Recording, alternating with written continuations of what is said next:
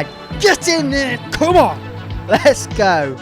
3 points. That is an absolutely massive 3 points for Arsenal, and could be, well and truly could be, a turning point for this season, because before this game, coming into this game, we knew how big it was to get the 3 points, irrespective of what Liverpool did against, Crystal Palace. We needed those 3 points, but the fact that Liverpool lost and Arsenal got the 3 points today, absolutely massive turnaround victory to go to St James's Park, a place where Arsenal have notoriously underperformed, is absolutely huge. So I just wanted to start with that. Obviously, very, very excited with Arsenal's result. I'm recording this podcast straight after Arsenal have just beaten Newcastle 2-1 with a last-minute winner from Gabriel. But welcome back to the Armchair podcast, everyone. Thank you so much for tuning in. A bit of a different episode this week because, unfortunately, or fortunately, if you don't like my brother Josh, he is not on the podcast this week. So you are stuck with me, I'm afraid. And that could be very bad news. So for everyone that obviously hates me, thanks for listening. We'll see you next week when Josh comes back. But it's still going to be a good podcast, probably better actually, because Josh isn't here. So all of his terrible football ball knowledge is not on this podcast, because everyone obviously knows who listen to this podcast that I'm obviously the brother with the most ball knowledge, and I pretty much carry the podcast anyway. So I'm going to have a sip of tea and then we'll get into it. So we'll start, obviously, being an Arsenal fan. I'm not sure if you can tell. By the way, check the hat, matches the shirt if you're not watching. This is the new setup in my room. Smash that like if you like it. If you like me, definitely smash the like. What? Anyway, Arsenal against Newcastle. 2-1 to the Arsenal. And Arteta, it seems like Arteta has finally taken the handbrake off. Everyone, honestly, against Liverpool, started Mourinho in midfield. Against Man City, starts Mourinho in the midfield. What are you doing? And then he's decided, you know what? Throwing caution to the wind in this game. I don't want any backlash from the fans. I am going all in, balls deep, starting Eze as a cam. And boy, did it pay off. In those first 30 minutes, we looked absolutely electric. We had a lot of chances, dominated the ball, we're on the front foot. We looked like the old Arsenal, when we used to play free-flowing attacking football. We had a few good chances. Eze with a really nice shot. Trossard hits the post. I back him 9 times out of 10 to finish from there, so just unlucky. So I'm sort of thinking at this point in the game, I think we're going to win comfortably, or 1 or 2-0. And then obviously we get the penalty, and I'm like, fantastic. A break, all the hard work and knocking on the doors paid off. Get the penalty. Obvious, clear as day penalty, okay? Next minute, VAR check. VAR check for what? Because to me, that is the clearest penalty of all time. It goes to VAR, and this is where I don't get VAR. On the VAR replay, Nick Pope, he clearly touches the ball, okay? But it's the faintest of touch. And let's be honest, Gyökeres was still through on goal. He was still he still knocked it past the keeper, and Nick Pope got in his way and brought him down. So to me, because of how slight the touch was, it is not a clear and obvious error. Anyhow, the referee gets sent to the monitor. I have no idea why. Looks at it for about 5 minutes. So again, it's not clear. It's not obvious. Definitely not obvious. And he decides to overturn the penalty that initially he gave. If you watch it in real time, penalty. If you watch it in ultra slow motion, not a penalty. I understand Newcastle fans and other fans of teams that technically it's not a penalty because Pope got a touch of the ball. But if you were playing Sunday League or whatever, you'd be absolutely fuming that decision has gone against you. So obviously that happens and you think, fucking hell, but it doesn't matter. We get on with the game, we press on, we keep going. And about 5 minutes later, Voldemort scores, or whatever his name is. So Newcastle's Dark Magic wins. Good set piece, to be fair. Comes from the corner. They whip it in, and Voldemort gets his head on it, and it's 1-0 to Newcastle. And at this point, I'm thinking, fucking hell. Here we go again. Every single time at St James's Park, it's like our bogey team. And especially, obviously, with Liverpool, losing to Crystal Palace, you think, we can't even capitalise again. Why can't we go and capitalise? But you know what? the team showed great resilience. And, you know, Gabriel obviously scores that last-minute winner to get us over the line. But just on Gabriel, that goal that Voldemort scored was so funny. Because what is Gabriel doing there? I have no idea what he's doing. In a way, like, obviously, he's got 7 foot Voldemort behind him, and he's thinking, there's no way that it's clear, obviously, he's thinking Voldemort's going to score here. So I'm just going to basically make out that I'm just going to throw myself on the floor and make out that he's fouled me. So, look, fair play for Gabriel. He tried to use the dark arts against Voldemort. It's not going to work. We all know only Harry Potter can beat Voldemort on a 1v1 magic duel. Like, you're not going to win that duel. Like, so, yeah, I don't know what he was thinking. But anyway, so he made up for it, man. Gabriel at the end there. Can I just say, I genuinely think at this point that Gabriel is the best centre-back in the world. Forget Saliba. Well, don't forget him. He's good. But honestly, this guy has everything. He has defensive solidity. He's got pace. He reads the game well. He's mastered the dark arts. And ultimately, he is a big game player. And he's consistently scoring goals in the Premier League, in the Champions League, in massive games that makes the difference over the course of a season. So he's right up there for me for one of the best centre-backs in the world. And boy, are we glad to have him at Arsenal. But honestly, what I actually think changed the game was... Sorry, had to have a sip of tea there. I'm carrying this podcast on my own. It's quite hard doing like an hour-long podcast by yourself. So thanks, Josh, for leaving me. Everyone comment below. Josh is an absolute bell. But yeah, so Ødegaard, I think what changes the game, honestly, is when Ødegaard comes on. Because before the equaliser, when he makes those substitutions, a lot of criticism has gone Ødegaard's way in terms of what does he offer now? He's not scoring goals, he's not assisting. And look, Eze was sensational in the camp position today, I thought. I thought he created a lot of chances, he looked dangerous. But Ødegaard, when he came on, he does... You can see what we've missed, and you can see why Arteta trusts him and why he is the captain of Arsenal Football Club, because he comes on and it's like, right, okay, I'm grabbing the game by the scruff of the neck. This game is getting played at my tempo now. And as soon as Ødegaard came on, it did change the momentum of the game. He took control, he can drop back. He basically did that Zubamendi role, but he did more than Zubamendi's role. He was slotting incisive passes. That pass to Miles Lewis-Skelly was almost Ozil-like. It was sensational. And obviously, if Miles Lewis, if it wasn't for that amazing challenge by the Newcastle defender, Miles slots that across, and one of Arsenal's attackers, Gyökeres, gets on the end of that on Martinelli. So yeah, I honestly think credit where credit is due. Ødegaard's been getting a lot of stick for Arsenal recently, in the recent year, but boy, did he come on and make a difference and rallied the troops together, really.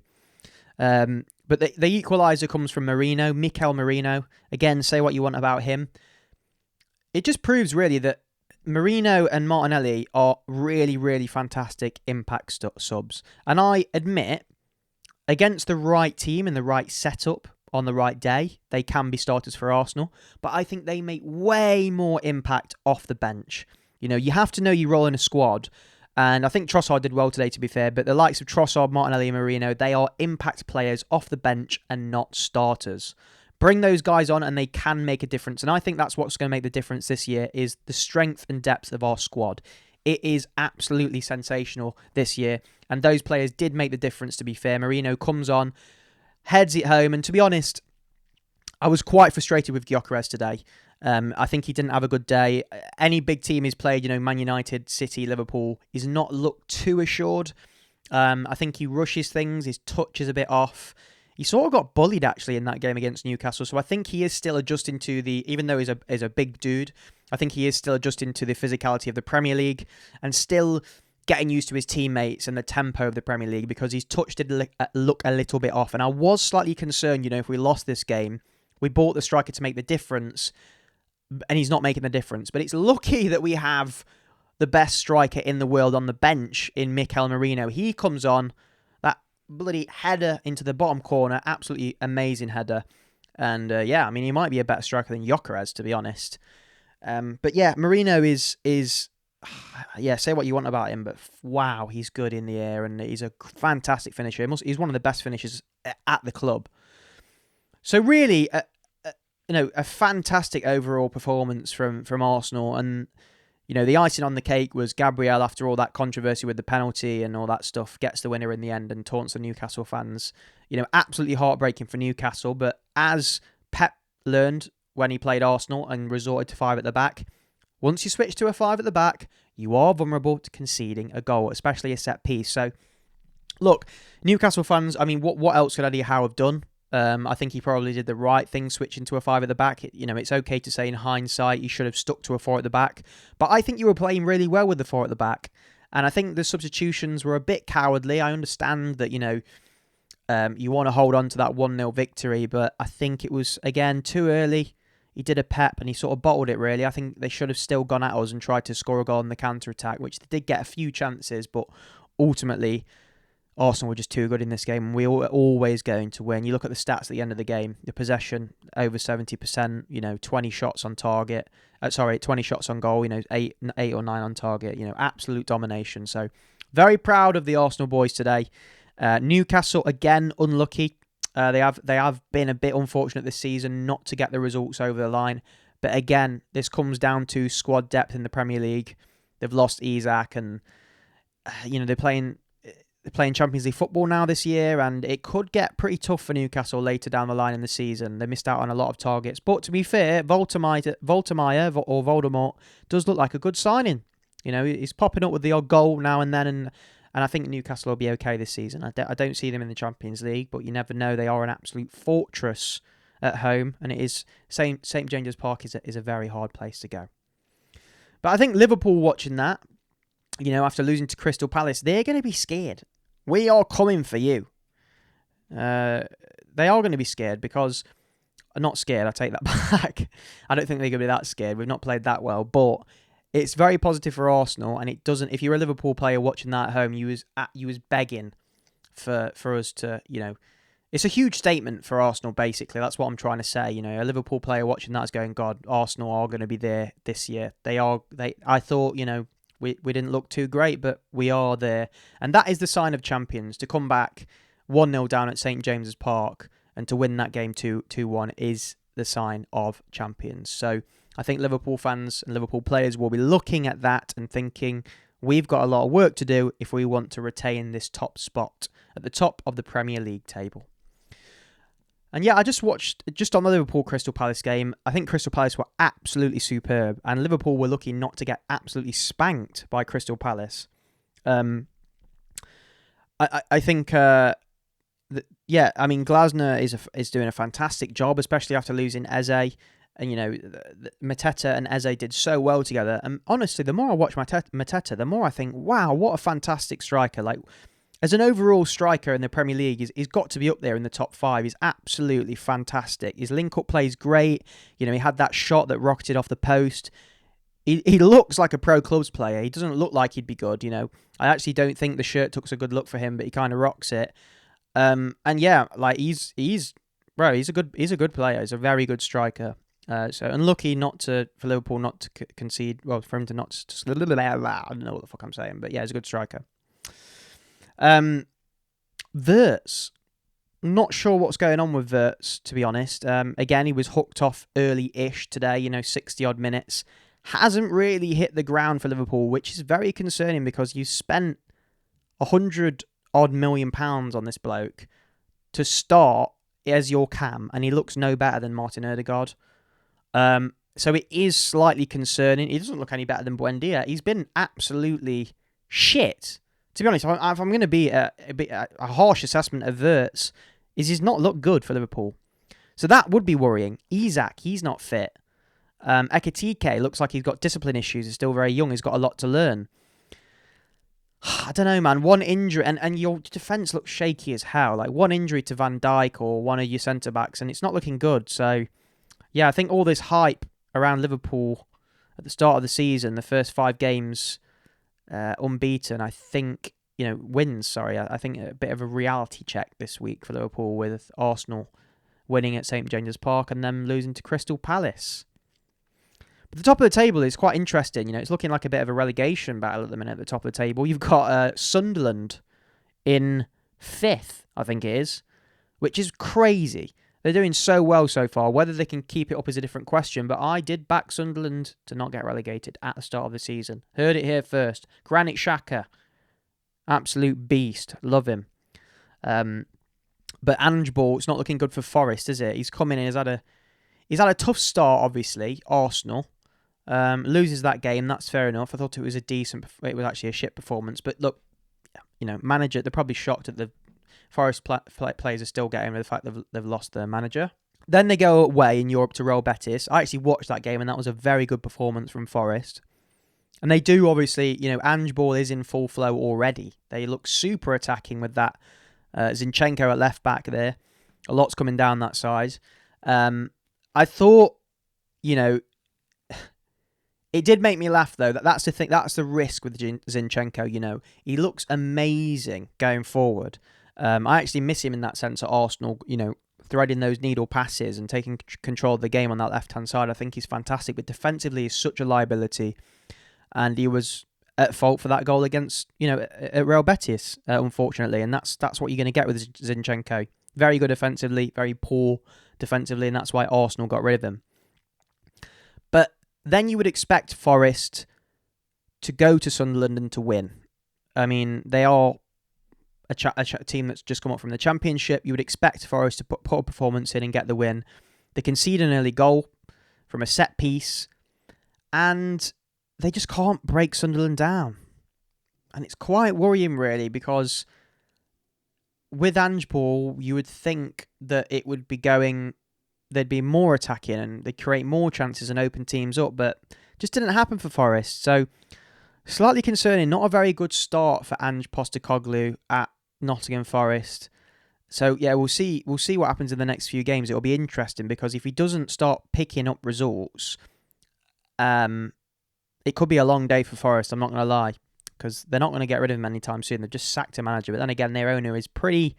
Yeah, it'd be interesting to see what the owner does. If Ange does lose the next 2 games, does he change the manager again? I don't know. But it's, very interesting. I want to keep an eye on Forest and Ange Ball.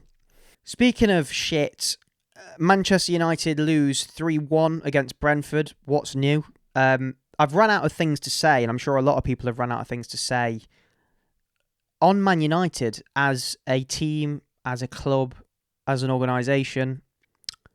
I have absolutely no idea why Amorim is still the manager at Manchester United, and surely after this performance, his days are numbered.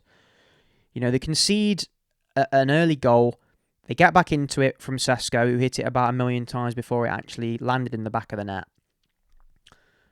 And you think, all right, okay, you'll get at least a draw here. You've just scored an equaliser. And they concede, and then they concede again right at the end. And it's just the keeper that they brought in, the new keeper, doesn't look much better than Onana. The system, I just don't know what to say. I mean, if you're getting dominated by Brentford, who are a good team, to be fair, but they got absolutely dominated, and it's just like, when is this going to end? Honestly, when is this going to end? So yeah, it's not looking good for Man United, and my prediction for United not finishing in the top 10 is still going strong. And everyone laughed at me at the start of the season when I said, I don't know why, just because they've signed Mbeumo and Sesko and all these names, and this happens every year at Manchester United, they sign all these names and fans get excited and they think, oh, we're going to finish in the Champions League. You're not, right?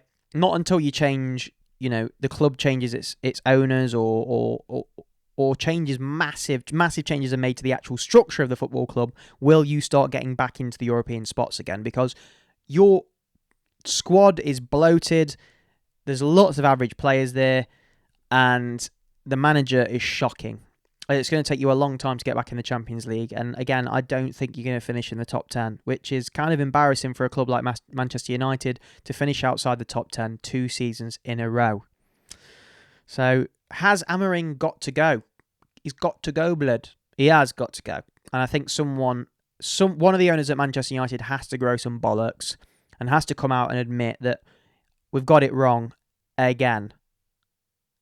And again. And they just keep getting it wrong. But who knows? Maybe this time they'll get it right. I highly doubt it, but we'll see. They had a good opportunity to sign Thomas Frank and bottled it. So there we go. Chelsea against Brighton. Chelsea lose again against Brighton. Ugh. It's not looking good for Chelsea either, really, is it? I mean, yeah, really disappointing, really disappointing. A lot of pundits and a lot of people, fans in general, were expecting Chelsea to do a lot this season after last season with the likes of Cole Palmer and Caicedo, etc. And the manager looks good. He's a new manager. He looks hungry, winning the Club World Cup, João Pedro, the lap. And they just don't look at it. They don't look at the race as Chelsea. Can they turn this around? Because, you know, at the minute, it's not looking good for them at all. Not a very good performance from Brighton. Welbeck still playing like in his prime. He's about 35 years old, and he's scoring goals in the Premier League. I mean, that last goal that he scored was an amazing finish. Absolutely sensational from Danny Welbeck. So fair play to Brighton. Probably going to be another good season for them. Fantastic team, fantastic coach. They just run so well, and that's what I mean. It's like, you know, when you compare like teams like Brentford and Brighton to United, like this is the new age of football. Like if you don't sort yourself out and run your club properly, then other teams will compete with you in the Premier League. You can't just get by now on spending ridiculous amounts of money because other teams are very smart and they have a lot of money. Not as much money as the big teams in the top six, of course, but they still have a lot of money to spend. The Premier League teams spend the most money in the world. You know, it's the highest grossing league, and teams like Brighton and Brentford have a lot of money and they pluck gems from leagues all around the world. So if you're not smart with your signings and you don't make good financial decisions and you don't get a good tactical coach on board, you are going to get beat by teams like Brighton, like Brentford, like Crystal Palace. And not just beat, they're going to wipe the floor with you because they just run better. They make better decisions. They've got better coaches and they've got better players, or managers that get better out of the players in their system. So honestly, these teams like Chelsea and Manchester United might need to take an inner reflective look on how they run as a business. Because I think the days have now gone where you can just chuck money at a football club and buy the best players and expect to win. The Premier League doesn't work like that anymore. It's too competitive. Up and down the league, we have, you know, Sunderland, for example, beating Forest today. It's way too competitive for that. You need to have a world-class manager, a drilled system, and players that want to run their socks off, and not players that don't want to play for the club, and not a manager that hasn't got a fucking clue what he's doing. And that's what's happening at Man United, and we're seeing at Chelsea the effects of chucking money at a club with no real strategy behind it, because as we discussed in my last podcast, their signings have been heavily weighted to attacking positions, which is all well and good, but we know you have to start with the defence, and the defence again, to, you know, concede 3 goals and to get a red card, it's not good from Chelsea. So they will need to sort their act out. And lastly, the last result of today, Aston Villa against Fulham. Again, questions were asked of Emery. Has had a terrible start to his Premier League season, and a lot of people were saying that, well, Emery himself was saying that the players are lazy at Villa. I think they've got too complacent. They've had a few good seasons, and I think they almost expected to just stroll into the European places again and just turn up and beat teams. Like I've just said, that's not how the Premier League works. But I think some of the players in that changing room have had the hairdryer treatment from Emery last week after their loss last week, and they've come back, to be fair to them, and they did look good. A lot of people were questioning Ollie Watkins. Has he still got it? Has his head been turned? He thought he was going to get a transfer, and he's off it a bit. But he scored a really good goal today. He looked very, very good. Buendia popped up with a goal at the end as well. And yeah, just quite an impressive performance all round from Villa, really. John McGinn as well looked very good. Couple of good goals. One good goal. But yeah, the only thing I will say about this Premier League week is a lot of controversy with VAR again.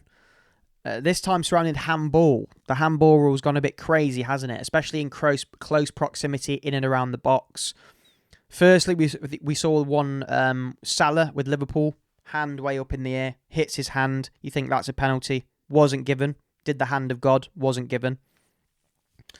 Then you have the handball with Gabriel in the Arsenal-Newcastle game, where his hand's sort of flailing, and they checked that as well for quite a while. And then you've got the one at Villa Fulham. They checking for a handball in that game as well. And the checks last quite a while. It stops the flow of the game and they end up not giving the decision.